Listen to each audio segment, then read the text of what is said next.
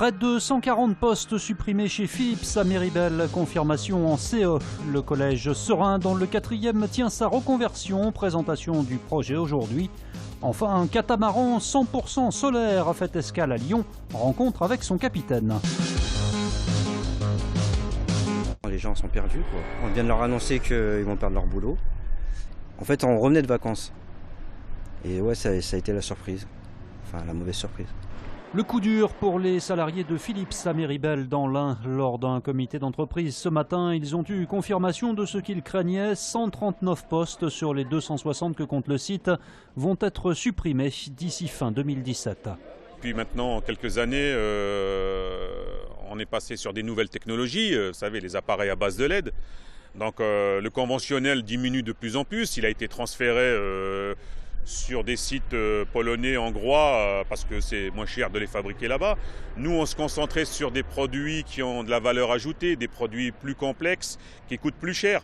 Mais tout ça, ça ne suffit pas. Ça ne suffit pas pour sauvegarder leur compétitivité, comme ils le disent. Aujourd'hui, malgré de nombreux efforts d'adaptation et d'investissement donc opérés depuis plusieurs années, pour adapter le site de production aux conditions du marché, malheureusement, la demande est trop faible et les coûts de production trop élevés pour notre outil industriel actuel.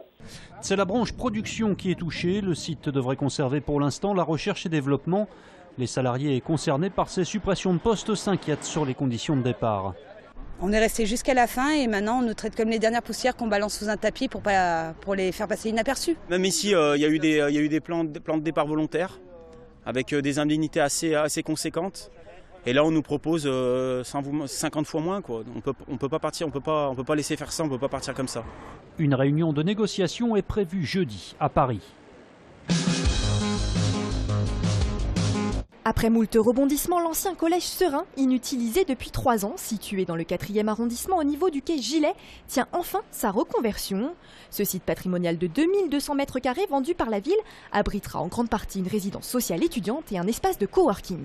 Ils retrouvent une vie à travers d'abord une résidence sociale étudiante qui va accueillir et des jeunes étudiants mais aussi des étudiants chercheurs, à peu près plus de 65 étudiants en appartement individuel mais aussi en colocation.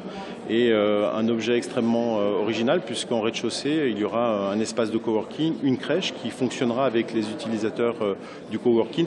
C'est en effet une première à Lyon, un espace de coworking va être jumelé avec une crèche pour mieux conjuguer vie professionnelle et vie familiale. On est comme dans un grand appartement où les gens peuvent venir et il va y avoir à la fois des espaces de travail au calme comme des bibliothèques, des espaces plus conviviaux où on mange ensemble le midi, où on prend un café, où on participe à un brainstorming avec tout le monde.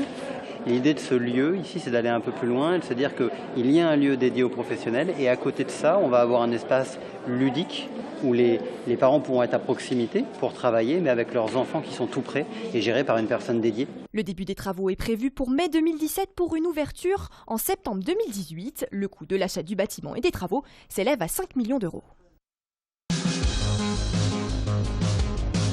Le Secours populaire présentait aujourd'hui son enquête annuelle sur la pauvreté en France. Dans le Rhône l'an dernier, l'association a accueilli plus de 14 000 personnes, dont 6 000 enfants. C'est la santé qui apparaît comme l'un des sujets les plus préoccupants. 68% des Français estiment que les conditions de santé se sont dégradées ces dernières années.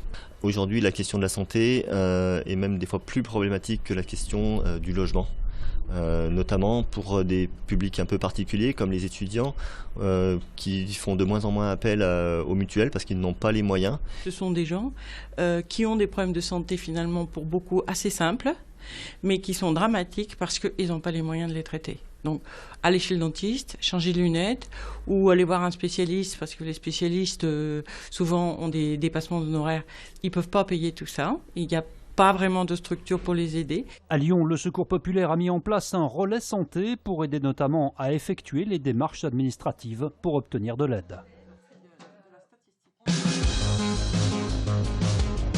Rencontre avec un drôle de marin d'eau douce qui faisait escale à la Confluence aujourd'hui. Peter est belge, féru d'énergie renouvelable et il a lui-même conçu entièrement le Captain Sunset, un bateau de 12 mètres doté de 9 panneaux photovoltaïques et qui fonctionne à 100% à l'énergie solaire. Ce qui est spécial du mien, c'est que je produis plus que je consomme. Ça me permet de commencer à naviguer la journée avec une batterie vide et à la fin de la journée, j'aurai une batterie pleine. Et les autres bateaux, c'est l'inverse. Ils doivent commencer la journée avec une batterie pleine. À la fin de la journée, ils auraient une batterie vide. Non seulement l'énergie solaire permet la propulsion silencieuse du bateau, mais elle fait aussi fonctionner des appareils électroménagers à bord, ce qui donne à Peter des idées pour améliorer encore son navire. J'ai quand même un frigo avec un congélateur. Ça marche aussi déjà grâce à l'énergie solaire, mais je veux faire tout en grand confort aussi. Donc dans une cabine pour coucher, pour manger, pour cuisiner. J'aime bien cuisiner.